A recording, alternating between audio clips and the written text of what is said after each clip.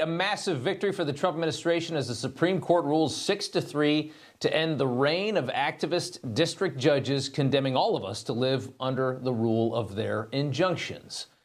Yes, the party is over, and their delusions of grandeur now come crashing down.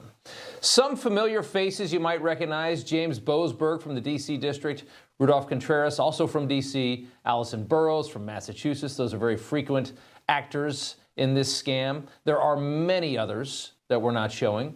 The president today listing off some of the outrageous rulings that we have seen from judges who decided to sample what tremendous power tastes like without ever earning it.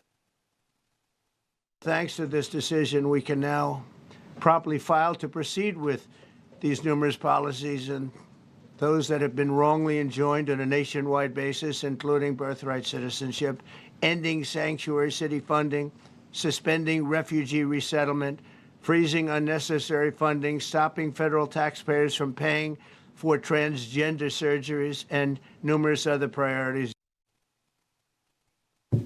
All those examples of White House policies that low-level district judges decided that they had the power to subvert. We've been talking about these. It almost got boring at some point. It's like we don't even pay attention to it anymore because there were so many. Something like 40 already so far for the president.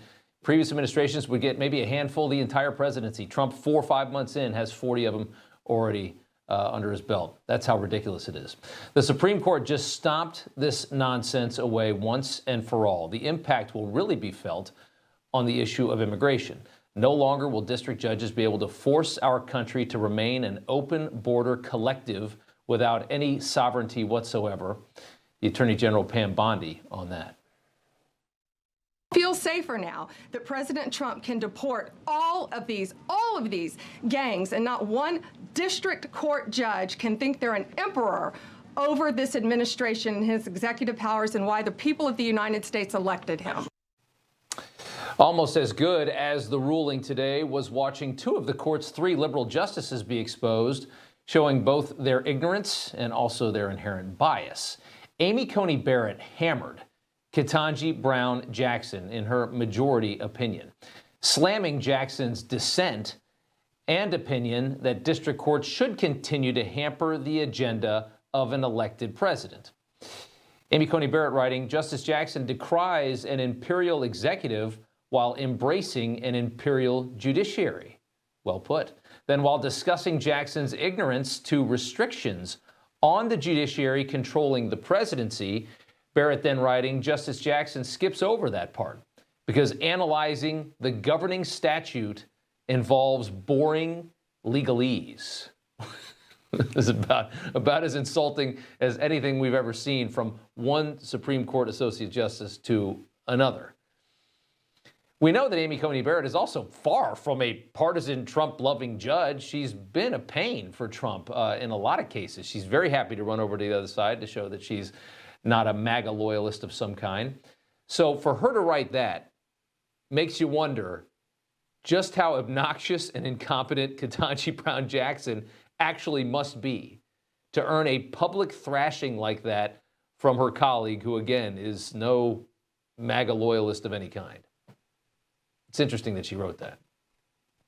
And then there's Elena Kagan, who just 3 years ago, when Joe Biden's White House was struggling with nationwide injunctions, said this. It just can't be right that one district judge can stop a nationwide policy in its tracks and leave it stopped for the years that it takes to go through normal process.